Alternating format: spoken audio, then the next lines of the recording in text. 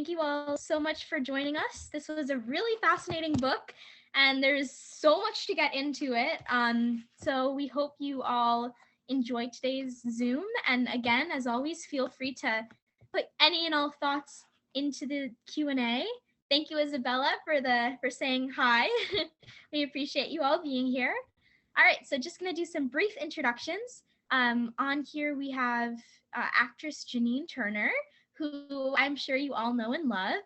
She's famous for her role as Maggie O'Connell in television's Northern Exposure, as well as many, many other acting roles that she stars in. She is the founder and co-president of Constituting America, which she launched with Cathy in 2010. And she is still acting, but she's also actively teaching kids about the US Constitution and has given, get this, over 540 speeches to classrooms all across the country, helping inspire the next generation to love the Constitution. And then we have do you want to say hi, Janine? Yes. Hi, everybody. Hi. Welcome. This is going to be great. Thank you, Tova. Thanks, Janine. We're so happy to have you with us. And Cathy, I would like to introduce next. She is the co-president of Constituting America, and helps us all. I'll borrow the phrase from Janine and Cathy that it takes a left wing and a right wing to fly, and Janine and Cathy are our wings, and this organization would not exist without them, and I'm just so thankful for both of them. And Cathy is one of the 16 private citizens, 16 in the entire country, who was selected to serve on the U.S. Semi-Quincentennial Commission, helping organize the celebration of our country's 250th anniversary in 2026. I believe I read that it's supposed to be the biggest event in US history. So no small feat, but there's no one better prepared to tackle it. I am Tova. I forgot to introduce. Cathy, would you like to say hi before I introduce myself? Well, thank you, Tova. And we're so blessed to have you running our book club. Thank you for all that you do. And hi, everybody. We're glad that you're here. Looking forward to discuss this book. Thank you. Okay, so I am Tova Kaplan. I'm 17 years old. I'm a junior in high school in Chicago, Illinois, and I just recently had my first day of in-person school last week. So I feel like I haven't been a junior that long.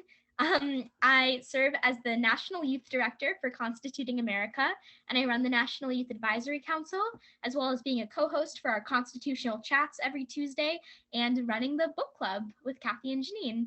I'm a 3-time winner of the We the Future contest in the entrepreneurial category, where I created a marketing plan, for the PSA category, where I created a PSA, who would have guessed, called Know Your Rights, Read the Constitution, and in the STEM category, where I created an app that we're developing for Constituting America. And I'm passionate about educating and empowering young people to know their constitutional rights.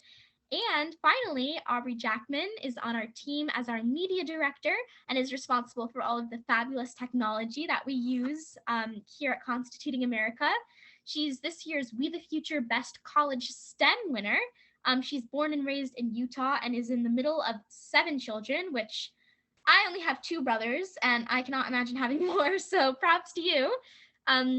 She's a student at Brigham Young University and aspires to be an athletic coach. So thank you so much all for being on tonight. It is a very fascinating topic. So let's get into it. We're going to start off on page 17 to 18. 17 to 18. We're going to read this long passage, which is really interesting, which the author proposes an interesting question based on Aristotle's view that politics should be based on ethics. And I just want to say that the writing of this book, if you haven't read it, is really fascinating, because the author does this big survey of all the different thinkers who've thought about natural law and topics related to it. And he kind of presents the argument from their perspective and then does this sort of dialogue or interrogation of the argument, where it's like a dialogue. So you have Aristotle in this case presenting his argument, and then you have us, the reader, asking and criticizing and like attacking the point of view, and then Aristotle defending it. So I just think it's really interesting. So read along with me and think about your thoughts on this passage, and we'll discuss after. Okay. Partnership, goodness, perfection. All of these are ethical ideas.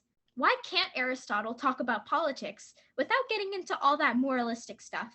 Answer. Aristotle would find the modern notion that the study of politics can be separated from all that moralistic stuff simply confused. If partnership in a good life is what the city is, how could one understand the city without understanding the nature of the good? To be sure, people in our day offer many objections to Aristotle's argument. Let's see how he might respond to some of them. Objector. You say ethics is indispensable from understanding politics. I say ethics gets in the way of understanding politics. Find me an ethical politician. Aristotle. I said that politics concerns partnership in a good life. If statesmen are indifferent to the good, it doesn't follow that I have misunderstood statesmanship, but that they are poor statesmen. Objector. That's just an evasion. Politics isn't about the good, it's about power. Aristotle. I said that the first problem with your definition is that it provides no way to tell the difference between the city and a gang of thieves, for power is exercised in both. The second problem is that your definition provides no way to tell the difference between proper and improper uses of power within the city itself. Objector. But look here, people can get together in a city for any reason they please. They don't have to get together for partnership in a good life. Aristotle. You are ignoring my distinction between what brings a thing into existence and what purpose it serves. Just as a chair is brought into existence by carpentry, but its purpose is to provide a place to sit, so a city is brought into existence by the desire for mutual security, but its purpose is a partnership in good life. Objector. That smells fishy to me. You seem to be saying that a thing can have a purpose different than the purpose for which a person actually uses it. Aristotle. But isn't that true? You may use your chair to stack books on, but its purpose is to provide a place to sit. You may use your nose to paint with, but its purpose is to provide a sense of smell. You may use the city for personal convenience, but its purpose is still partnership in a good life. Objector. Okay, so maybe a city does have a purpose connected with a good life, but I don't think the purpose of the city is a partnership in a good life. I think its purpose is to provide a place in which people can individually seek a good life. Aristotle. If you could seek a good life individually, you would be either a beast or God. For human beings, it is impossible. We are supported by a web of mutuality, supporting and supported by parents, children, wives, husbands, friends, teachers, fellow worshippers, business partners, and innumerable others.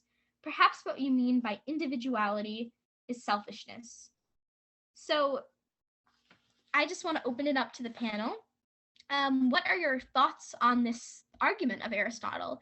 Do you think that politics should be based on ethics? And then personally, what ethical or moral or personal characteristics do you think politicians should have if they're going to if they're going to lead in this country? And do you think politicians generally live up to those standards? Why or why not? So open to anyone. And if you're listening. That's a lot. That's a lot. Okay. I guess I'll start. This is Janine. I really like the individuality aspect of this, and that,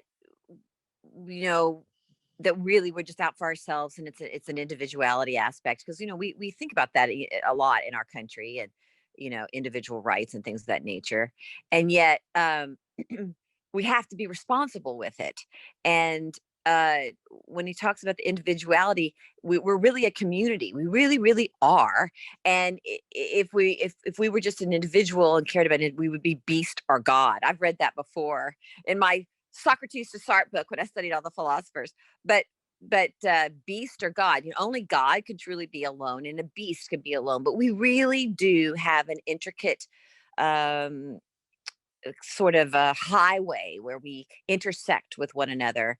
And I like this. I'm so glad we did this, because the purpose of a city is for people to come together for the better good. I really, really like that.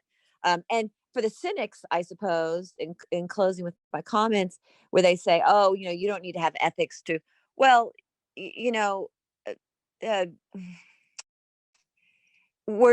or people will say, in order to have ethics, people fail in the ethics. So it doesn't work because people fail and everyone's not ethical. When I think they said that with the politicians, they're not ethical. Well, maybe they all aren't, but a majority are. And we have to remember we're just human. Men are not angels, as James Madison said. We are not angels. So we're going to fail, but at least we strive for the better good.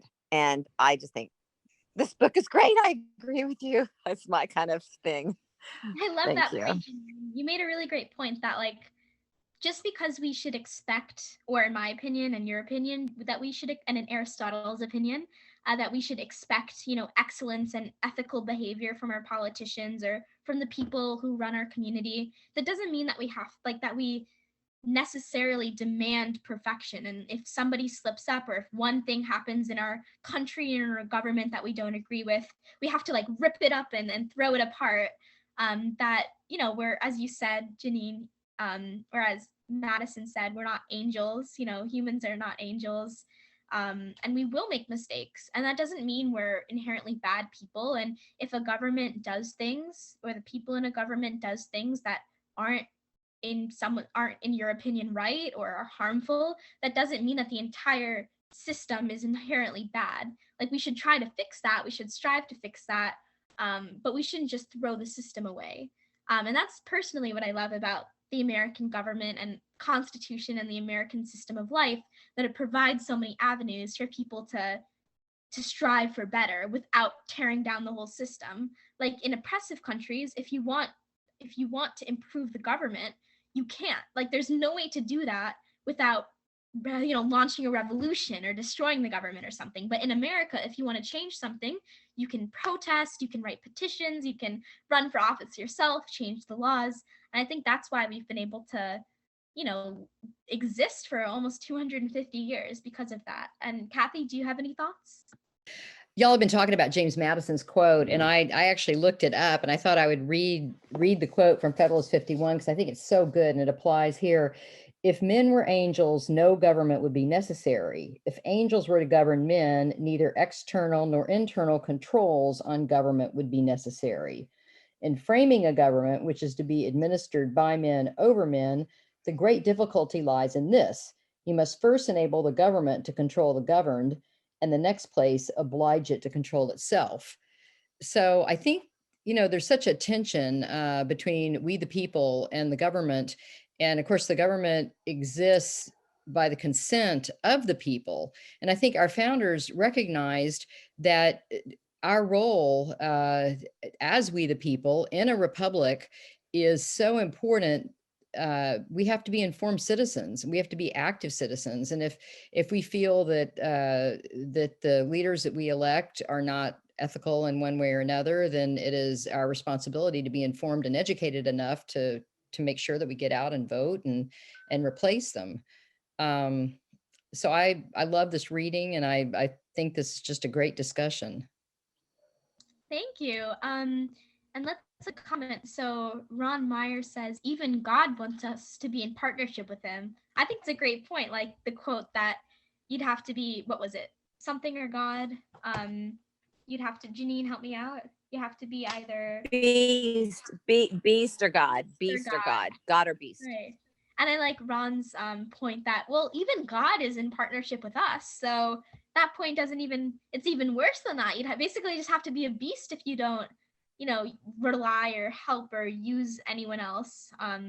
Because even God has relations with us.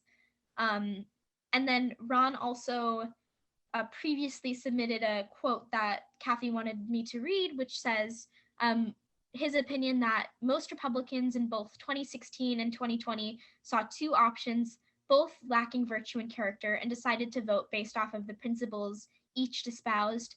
So what is your view when two bad options exist and we can't really vote for none? So I guess that goes back to the previous question, which is what specific ethical or moral characteristics should politicians have, and what do you look for? And not like specific policies, but should they be honest? Should they be like, what attributes do you look for in a politician when choosing them to lead? Any thoughts, Cathy or Janine? Wow, that's an intense question. Gosh, someone who respects the Constitution. Because if we don't have a president that truly, truly respects the Constitution, he or she, then we will end up with if they have the character defects, that will just magnify into a tyranny with no check. So I would think that if you had to choose between the two and you really didn't like either, I would at least go for the one that seemed to have the most appreciation and respect and the willingness to honor the Constitution. And by the way, Tova, I just have to say your opening assessment was just fantastic about the Constitution. And I just thought we should just, pull that out and put it out there on social media. You did a great job with it. Thank you. Cathy, any thoughts? Well, I think, all the founders agreed that virtue is so important in our leaders. And as humans, we don't always achieve that, but we can certainly strive for it. And I guess I was in a real research mood today because I also looked up George Washington's farewell address, because I thought, didn't Washington say something about that? And he talks about it so much in his farewell address. And I know we're all, here at Constituting America, big fans of George Washington's farewell address, and it's read on the Senate floor every year. But Washington said, of all the dispositions and habits which lead to political prosperity, religion and morality are indispensable supports. And again, I think the founders felt like that in a government that is a republic, our leaders and our citizens have to recognize natural law and really at least try to conform our lives as much as possible to those natural laws. That's a great point. Yeah. And in the comments, Doug Carter says that sounds like Thomas Aquinas's principle of double effect. What are the most important issues? Intend no harm. Yeah, I agree for sure that like at the root, you can disagree on specific policies, but you have to trust that they're gonna weigh the options and make the moral decision that works best, not for them personally or for their, special interests, but for the people that they're representing. I can't vote yet, but when I can vote, that's what I intend to look for. So yeah, that's a great point. Like I always say, like somebody who like they might mess things up by accident, but at least they're not gonna mess things up on purpose. At least they're acting in good faith and are gonna actually try to improve and maintain the country. So if nobody else has any, and I'll just pop back in with that too. I think that I harken back. I love everybody's points. I love Cathy. I love your points, and Tova, I love your points, and I love our listeners' points. But I harken back to the Constitution, because if they don't honor the Constitution, they look, because we could think someone's really virtuous at the beginning. Oh, they seem so virtuous, and yet they could be a wolf in sheep's clothing. And as soon as they get elected or they get a taste of power, that virtue could go away, or they could just become so incredibly challenged that the virtue is tested. And I harken back again to the Constitution and the checks and balances. That's why our leaders swear to protect the Constitution, because the Constitution protects us. And then I also think that of course we want natural law to be honored, which is what this whole segment's about. And we want leaders who have virtue and honor the ethics of of natural law. But then again, if all that fails, the Constitution is the check on that. Yeah, that's a great point. Like the Constitution recognizes that leaders might not always be ethical, and that's like the guardrail against tyranny. Like even if individual leaders act in bad faith or attempt to harm or accidentally harm, the Constitution will allow checks and balances to prevent that from getting too out of hand. And Gail says, so what she values is the Constitution and key principles such as America as a sovereign nation versus a one world government. Yeah, I agree too. That's important. Like as we were saying, respect for the Constitution and protecting America and acting in our best interests. And so next off, we are going to read page 47, the first paragraph. So if you have the book, you can flip to it. If you don't, no sweat. We designed these so you don't have to have read the book to participate. But we are reading the first paragraph. And this paragraph, if I believe,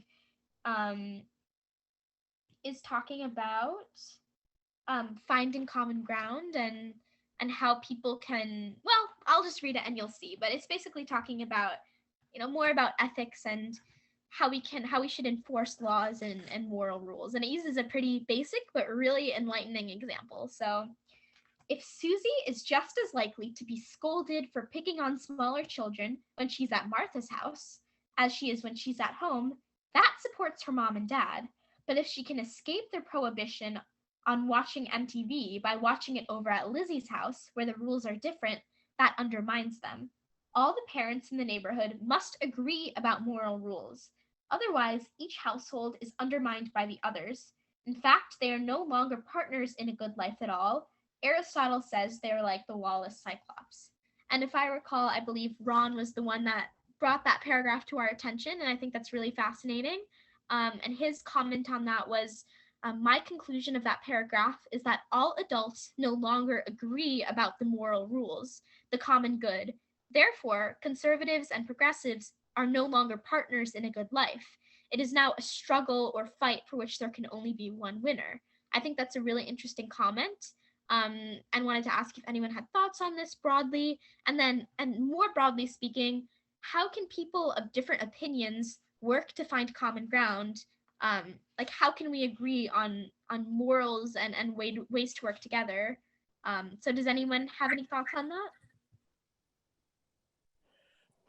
Well, I think that gosh, it's very yeah, well, what Ron has to say is very true, I think. But gosh, hang on. It's philosophy. It's like if you lose it, you have to grab onto this sort of thought floating around in your head. Because I keep thinking about the seesaw too, but we're not quite there yet. Law. I guess the as Ron was talking about, we have to have laws that are moralistic and ethical and based on natural law and all of that. So I guess our laws are being made in ways that people may not want to honor the law. And I think that we want the laws to be made by people who are ethical and responsible, so that we don't have laws thrust upon us that go against our very nature, that we feel like we cannot follow the law. So I think that's the challenge today, because if one side's creating laws that the other side can't honor, and the views of ethics are different with those laws, it becomes a real problem. But then if we are not a nation, we are a nation of laws, and if we don't follow those laws, if everyone doesn't follow the law, with people who pick and choose who follows the law, then we're really sort of on a downhill slope. And I think that these are some of our challenges. Why do some people have to follow the law and other people don't have to follow the law? And I think that breeds such unhappiness. Yeah, those are my thoughts. Great, Janine, always insightful as you always are. And Cathy, do you have any thoughts you want to share? Well, I just, I love what we do with the students at Constituting America with the Civil Civic Conversation Program, where we pick a topic in conjunction with a teacher, and it's usually a pretty controversial topic. And we have kids who come in predisposed on one side to read the arguments on the other, and have to find some things on the other side that they agree with. And so often the students tell us, wow, I never even heard any arguments in support of this other point of view. And now that I read these things, I can understand why maybe somebody would support this other side. And to be honest, I kind of forgot what the question was, Tova. But when you said civil civic conversation, it did just reminded me, or finding common ground. It reminded me the first step to finding common ground is trying as much as we can to understand, at least, maybe we don't have to agree with the other side, but try to understand maybe where the other side is coming from. Because I think when we can understand where the other side is coming from, then maybe we can start to find a little bit of common ground somewhere. That's a great point. Yeah, and actually, I made this, agenda before like I did that yesterday, and today, right before the chat, I was actually doing my psychology homework, and I was reading a chapter on like social behavior and how humans interact with each other. And I read about this really interesting concept called the mirror image phenomenon, which is that people on opposing sides tend to view themselves as inherently ethical and peaceful, and view the other side as inherently evil and aggressive. And because they each view each other, each side views the other as having bad intentions, as wanting to do bad, as fundamentally like flawed or evil or destructive, and they view themselves as completely good, and oh, I have great intentions, and I'm always going to do what's right, and the other person doesn't care about what's right. They're going to do whatever. And since both sides view each other as that, that leads to conflict and hatred and division. And it's kind of a self-fulfilling prophecy. If you constantly believe that the other side has terrible intentions and they believe that of you, eventually you will get into those conflicts and you will hurt either side. Both sides will hurt each other. And so I was reading in that psychology study, they showed that the only way, not the only way, but the main way that psychologists were able to solve that issue of those perceptions was through something called superordinate goals, which are issues that you have to work together on. So kind of like the civil civic conversation, they did a study, for example, this is long-winded, but I have a point, where they took boys out to summer camp and put them against each other and made them like hate each other. And the only way to get them to work together was to have them work on tasks together. And by working on tasks together and assuming good intentions, that's how they became close. And so I think that works for the political divide, that it seems like both sides, unfortunately, like have believe that the other side is acting with bad intentions, and that the other side, oh, they don't actually care, they are evil, and we're the good ones. But if we realize that they're probably thinking the same thing about us, and if we just assume best intentions, that we might not agree with people of different political opinions, but we have to assume that they're at least doing what they think is right, and we're doing what we think is right. And if we start with that base, we can get rid of a lot of the animosity and hatred and actually work together on issues. And we might not, meld our values or our morals together, but we can at least recognize that people have different opinions and work together. And if we use superordinate goals, which are if we take issues and decide to work together on them, we can, through that process of working together on issues, we can get closer and see each other for who we are, which is hopefully all people that care about the country and want to improve it. So any thoughts on that? That was long-winded, but it just came to mind. Oh no, Tova, that was fascinating. That's worthy of of an op-ed that should be published in a major newspaper. And you should write it in all your spare time. Because we need to assume the best in one another instead of assuming the worst in one another.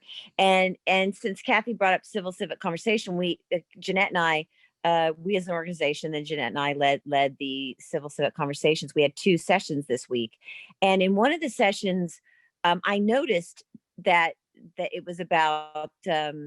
I won't even go into the topic because it's not necessary. But there were only about 3 or 4 or 5 students that were in the pro section, and the rest were in cons.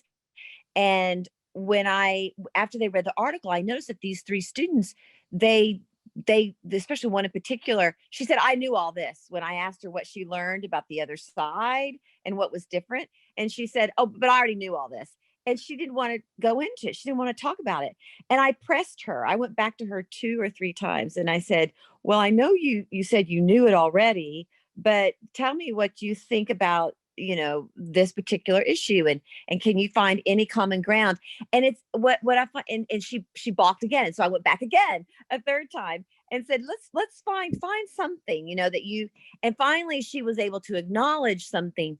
And I think that's what we're up against as a country. There seems to be this rigidity where no one really wants to reason anymore. And I guess we can, and that's the challenge of teaching the rising generations to actually, and Tova, you're a good part of that teaching because we show the video where you're just like 8th grade ruling the world, definitely in charge of that whole video. But I wish we had philosophy in the schools. And I wish kids had to learn to think like this, even like this conversation tonight. If they could learn to have, if you don't have philosophy, you really have a hard time reasoning. And I think that's what we're missing in our school systems, where kids can actually look at both points of view. And hearkening back to what you just said, that's my big word for the night, by the way, hearkening. I've said it like 4 times. I am aware I've said hearken 4 times. Just want everyone to know that. But when you said the mirror image of people assuming the worst, but they really should assume the best, that's a great point to take away from tonight. Thanks, Tova. Thanks, Janine. And Cathy, any other comments? Well, I know you said that was your psychology homework. Vicki Sanders is asking what you were reading, so you might want to type that in and tell her. And then Doug Carter says, it's interesting to see the shift from laws based on inalienable God-given rights to laws based on humanism. The Constitution's foundation is at stake. So I wanted to read Doug's comment. Thank you, Doug. And the book I was reading was literally my AP psychology textbook. I think it's the Myers textbook, but I'm a big psychology nerd, so I enjoy it. And I have my AP test in a few weeks, so this is good practice, trying to get it in. And then we can move on to page 99 to 101. It's a long passage, but I think it's really fascinating. And it discusses John Locke and his view of how a government should be set up, and balancing the need to give the majority a voice, but also to protect against, majority mob rule and kind of the worst impulses of the majority, and to protect minority of the population. So I just think it's really interesting. Okay, so lean in, lean back. Okay, how is the form of government to be decided? By vote of the majority. Why? Because by agreeing explicitly to enter civil society, people agreed implicitly to whatever was necessary to make it a going concern. Majority rule is one of the necessary things, for if unanimity was required, no decision could be reached at all. Someone will always disagree. If the form of government is chosen by the majority, does that mean that all of the government's officers must be also chosen by the majority? No. For instance, the majority of people may consent to have a hereditary king. However, they cannot consent to allowing the government to violate their natural rights. Therefore, no matter what the form of government, it cannot be given arbitrary power over the lives and fortunes of the people. Once the form of government is chosen, does the role of the people end? No. The prohibition on the arbitrary exercise of power entails that every act of legislation require the fresh consent of the majority of the people. Consider, for instance, the decision to levy a tax. People have a natural right to dispose of their property as they see fit. People have a natural right they have a natural right to dispose of their property as they see fit, but taxes take their property away. Therefore, the government may not tax them without their fresh consent, expressed either directly or through those whom they agree to regard as their representatives. No taxation without representation. Does that sound familiar? Could the majority make a law which violates the law of nature? No. For instance, a poor majority could not simply seize the property of the rich majority.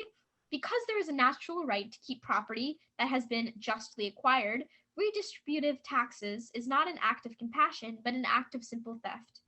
How might the majority be prevented from tyrannizing the minority?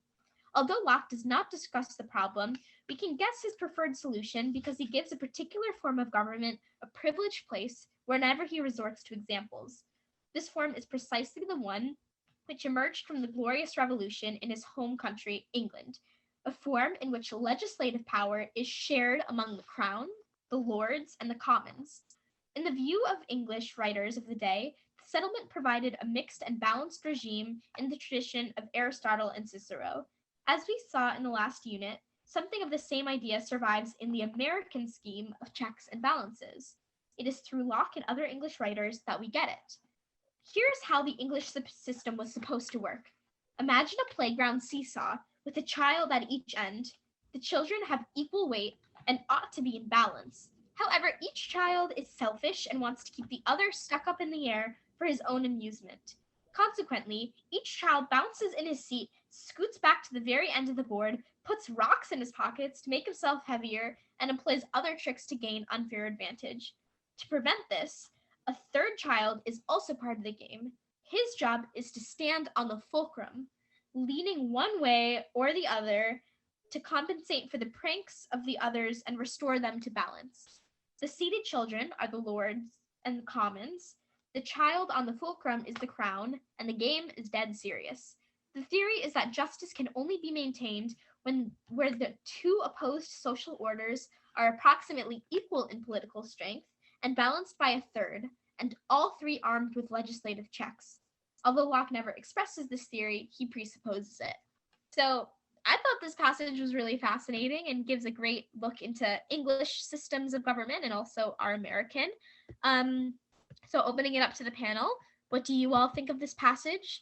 And what of the American political system do you see reflected in Locke's vision? And more broadly, how can the government protect natural rights? So anyone is free to answer. Well, I think that this is Janine.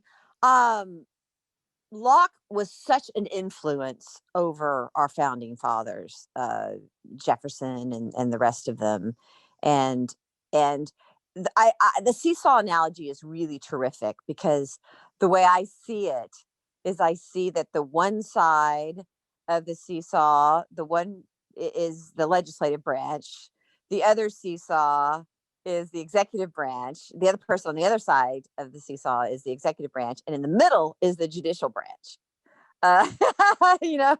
Wanting to make sure that things are balanced.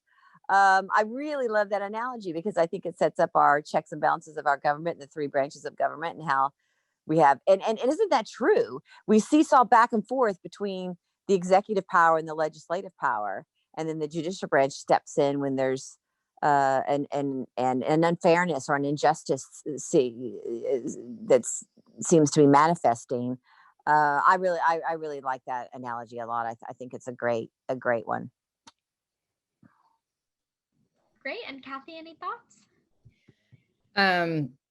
I love that analogy too. I was also wondering, and I really like the way, Janine, I like the way you see it, with the judicial branch, with the two branches and then the judicial branch in the middle. I was also thinking, I wonder where we the people are in that analogy. Are we standing on the fulcrum at all? But then where's our third branch? So I don't know. But yeah, and I've never heard that analogy before, but I do think it's brilliant. I wanted to read a comment from Gary Porter. I thought it was intriguing. Gary says, sorry for joining late. Perhaps you've covered this, but the most puzzling question for me is this. I believe the Constitution, despite its insistence in Article 6, is not the supreme law of the land. Natural law is the supreme law of the land, indeed the supreme law of the world. But since the framers did not overtly reference natural law, they left that ultimate question unresolved. If we agree with my premise about natural law, how do we move the country to the point where natural law is recognized as a supreme law of the land? I just thought that was really interesting. Yeah, that's fascinating. Yeah, it's true. Natural law is innate with all of us, and I guess the Constitution is the means to protect, it should be the means to protect our natural rights. So I guess if the system works, then they're probably one and the same, because or that the Constitution is the way that those are protected. So natural rights is something we have in each of us, and the laws, which Constitution is the supreme law of the land, is designed to protect those. So if it were, hopefully if people feel their rights are being protected, then they should have no problem with the Constitution being the supreme law of the land if it adequately protects our rights. But that's a really great point. And then I have something to say about that. Sorry, Tova, just really quickly. It's a good point that Gary Porter presented here, but I do believe our country is founded on natural law, and it's what Abraham Lincoln talked about, that the Declaration of Independence is the golden apple, and that the Constitution, the law of the land, is the frame to protect that apple, that protects that. And what's in the Declaration of Independence, I believe, is definitely natural law. Your creator. I think the Declaration of Independence sets up natural law. I think the philosophy of natural law is in the Declaration of Independence. And so the Constitution is just the supreme law of the land to protect the natural law that's exhibited in the Declaration of Independence. Does anyone else agree with that? I'm just kind of curious if I made a correct assessment. But I mean, the Declaration of Independence talks about creator, and that we are, what is it? Somebody quoted the whole line there about life, liberty, pursuit of happiness. We're endowed by our creator. There you go. We're endowed by our creator by certain unalienable rights, life, liberty, pursuit of happiness. So the fact that the creator is mentioned, I think that in my opinion, that's natural law. That's really great, Janine. And Ron says that he agrees. And then Mike says our inalienable rights is the physical constructual law. And then just to read some comments, Gail says the media has become the rocks in the pockets. I think that's interesting. Yeah, that's each side, in my opinion, can we've become so polarized in the media that we watch that, going back to what the previous quote was, we can't even agree on the basic moral foundations or even on the basic facts. So that makes it harder to find common ground if we're in such different universes that we don't even recognize the same facts of a situation. So yeah, those definitely can be the rocks. I think if ideally the media should be on the fulcrum, right? If one side becomes too powerful, they should expose that side and release the truth and get it back to the middle. But if the media is used in the wrong way, which I think unfortunately it is quite often, then it becomes partisan or the rocks of one side. It's not looking for the ultimate truth, but for one side over the other. And just to read some others, or I think we got most of them. Gail also says our educational system can be rocks too. Yeah, if it's not, I guess, teaching about the Constitution and protecting natural rights, it definitely can be rocks. Okay, I think we're at the end. What's that? What could be rocks too? What did you just say? What was that last comment? That the educational system could be a rock if it's not, appropriate. Oh, the educational system. I love that rocks in pocket. That's what a great discussion this has been today. This has just been a great discussion. Yeah, it's been so great. Honestly, thank you all. We've had great audience participation, and thank you all for being on. Does anyone have any final thoughts before we log off for tonight? Well, Janine, I would just say everyone promote this book. It's a great book for people to read, to understand. So share knowledge about the book, and we'll put this up. I'm sure we will be putting this entire book club up on social media. And the next, Cathy will know the answer to that. And then we can share that and get a national dialogue going. And then everyone can see how impressive Tova is. Yes, for sure. And how impressive you all are, and our audience and our organization. But I just want to read some final audience comments. We can't answer all your questions because we ran out of time, but this is something, just have audience think of their questions. I think Cathy wanted to say. I think Cathy wanted to say something though, really quickly though. Go ahead. No, I was just agreeing with you. I'm going to let Tova go back to the audience questions. Okay. So we're getting a lot of thank yous. Gary says natural law rules. I agree. And Doug says, I believe our nation is founded on natural law also. Nearly every state constitution includes a reference which suggests God is the source of our rights.